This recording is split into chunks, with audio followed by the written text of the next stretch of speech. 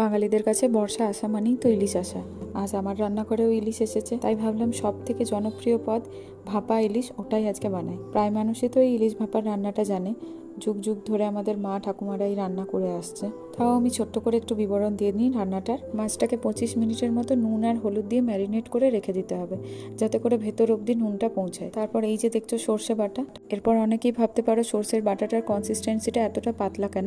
আসলে আমি বাটার পর একটু ছাকনা করে ছেঁকে নিয়ে তার মধ্যে একটুখানি সর্ষের খোসা দিই, যাতে দেখতে ভালো লাগে। বাটাটার মধ্যে পরিমাণ মতো দিয়ে দিলাম টক দই, নারকোল বাটা, নুন আর হলুদ, আর শেষে দিয়েছি বেশ খানিকটা কাঁচা সর্ষের তেল।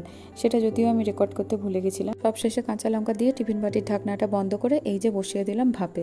ঘড়ি ধরে 15 থেকে 20 মিনিট ভাপে বসানোর পর তৈরি আমাদের ভাপা ইলিশ। জানি অনেকেই এটা বানিয়ে খেয়েছো, তবে যারা খাওনি তারা একবার ট্রাই করে দেখতে পারো, ভালো লাগবে। আমার একটা ইউটিউব চ্যানেল আছে, চ্যানেলের নামটা স্ক্রিনে ফ্ল্যাশ হবে, একবার ঘুরে আসতে পারো।